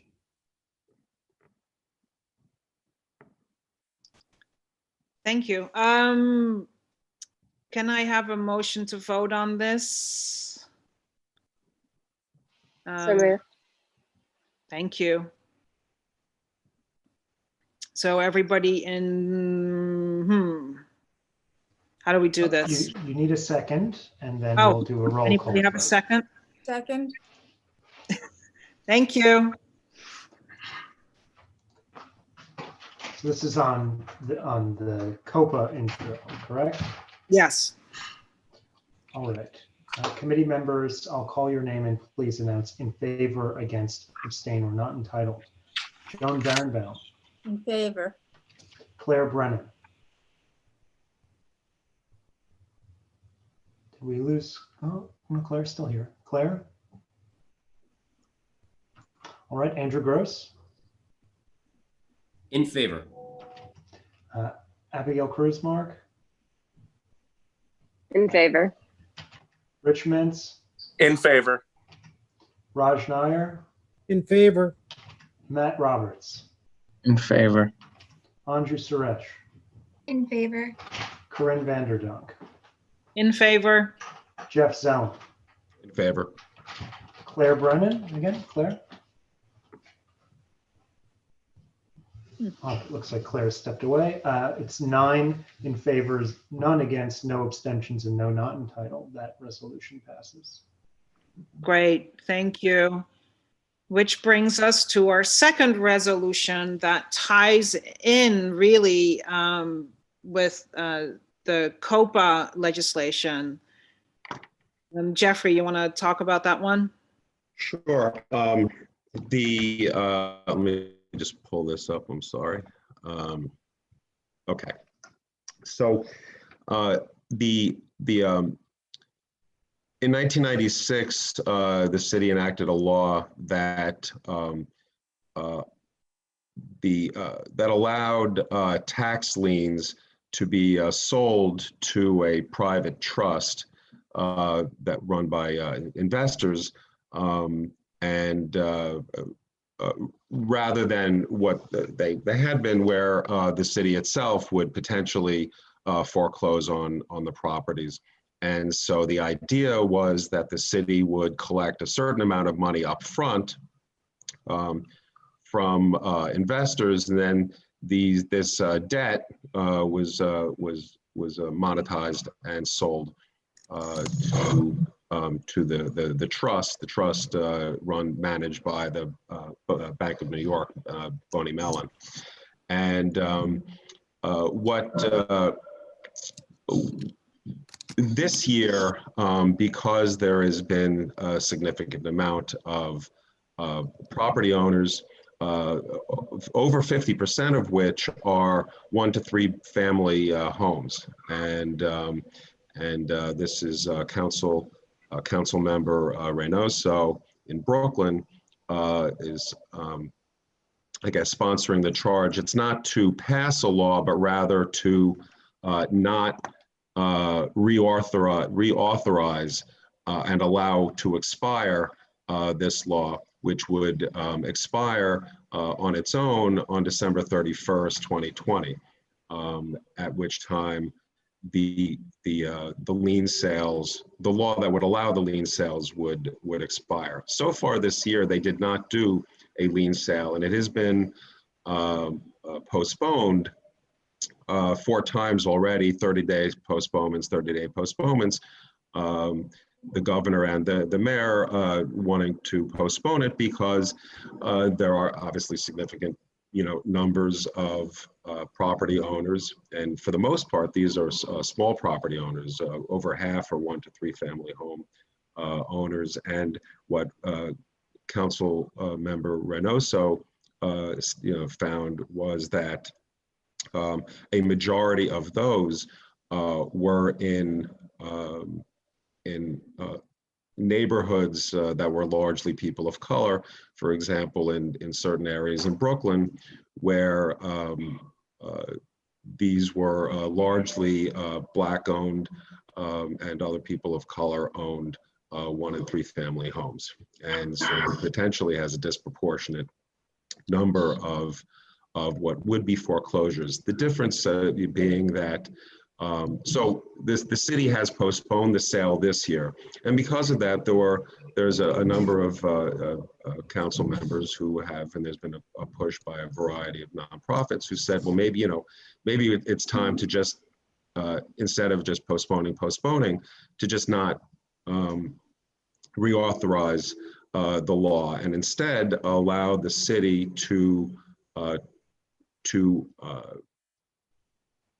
could foreclose possibly, but there are other avenues by which the city can, work with owners in order to allow them to, pay off the tax liens.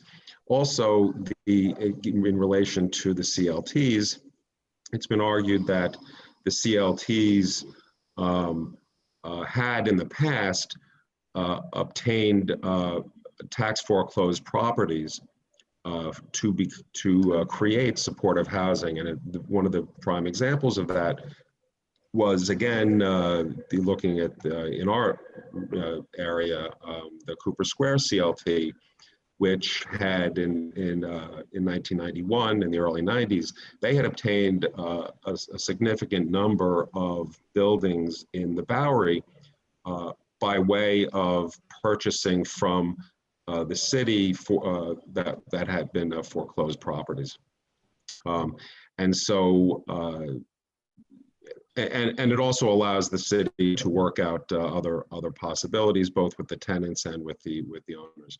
So what this would do is would allow to expire currently the Department of Finance selling off the tax liens.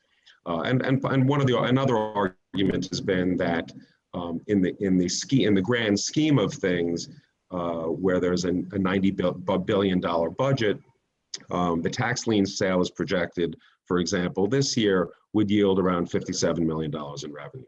And while in a cash-strapped city dealing with COVID, $57 million in revenue is not nothing. Obviously, the property taxes make up $28 billion of the $90 billion this year. For foreclosing on the opportunity, selling this off to private investors, which typically means a very aggressive foreclosure process, would, although losing a relatively, in comparison, nominal amount of revenue, the argument is that it would allow a pipeline for potential new properties, as well as some relief to small property owners.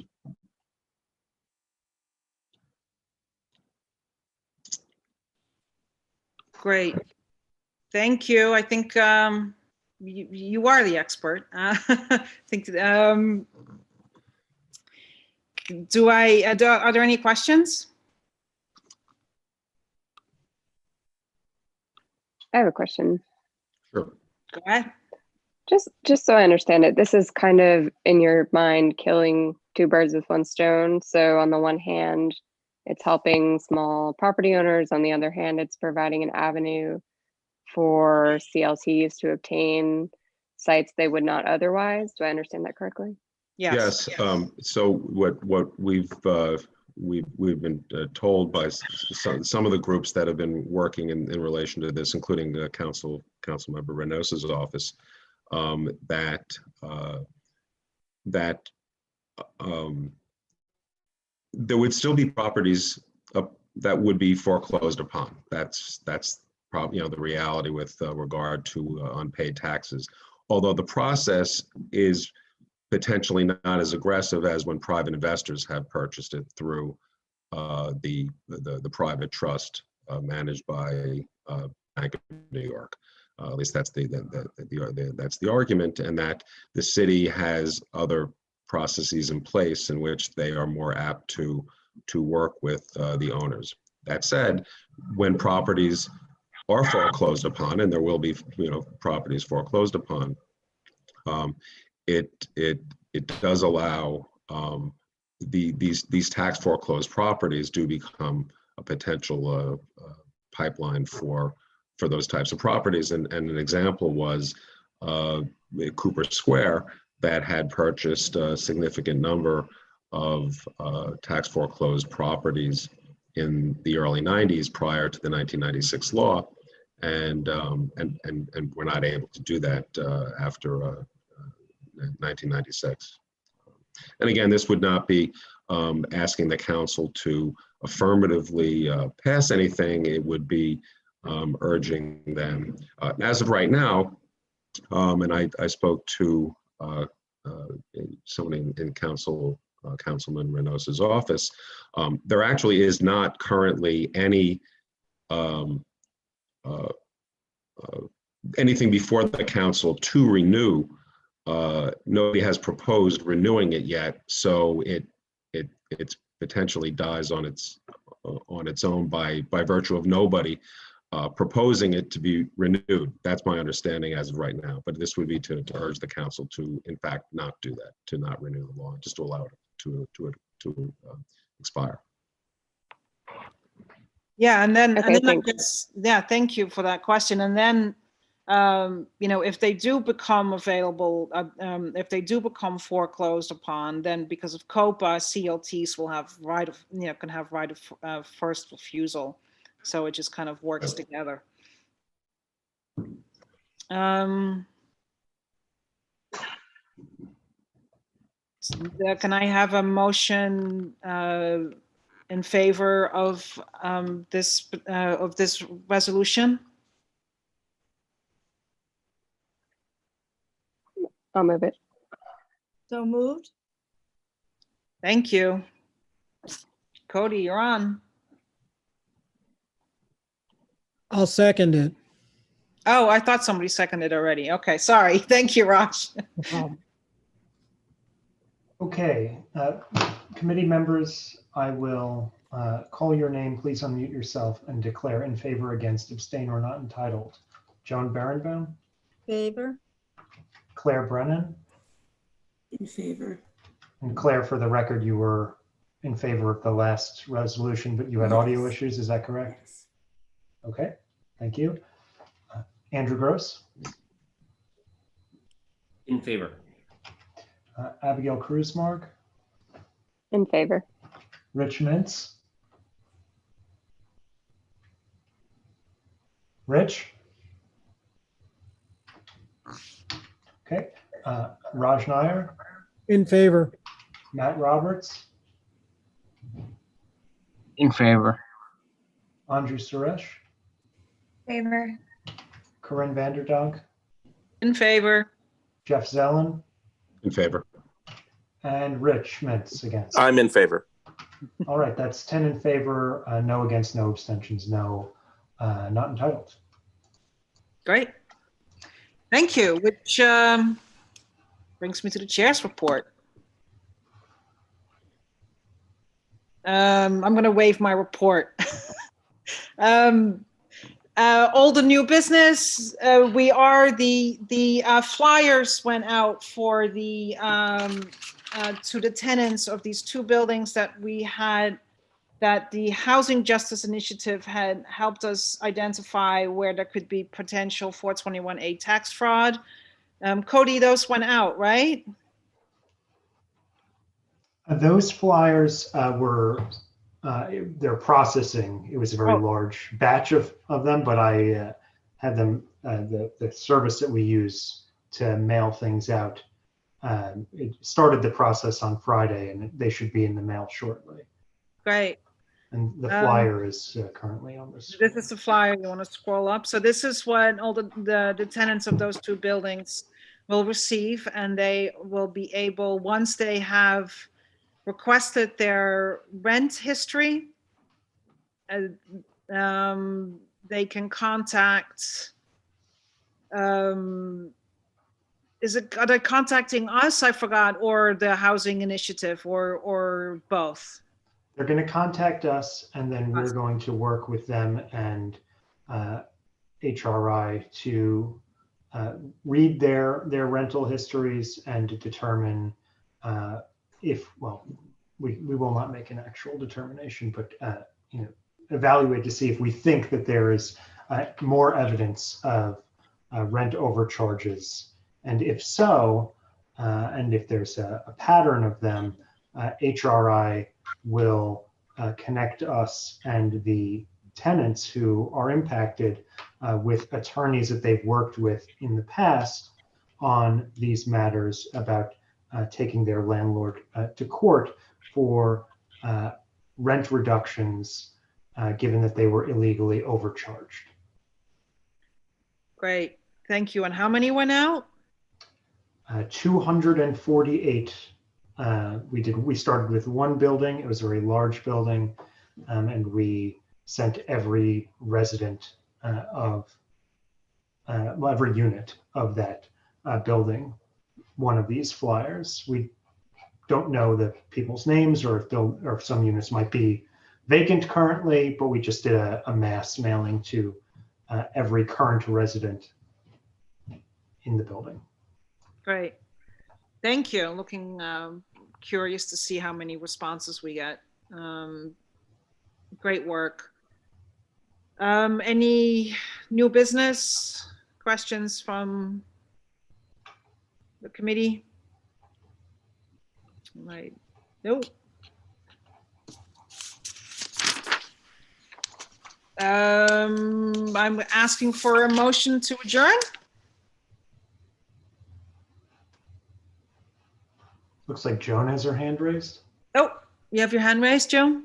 So moved. Ah. Second. Okay, seeing no further business, this meeting is adjourned. Thank you all so much for your time. Thank you.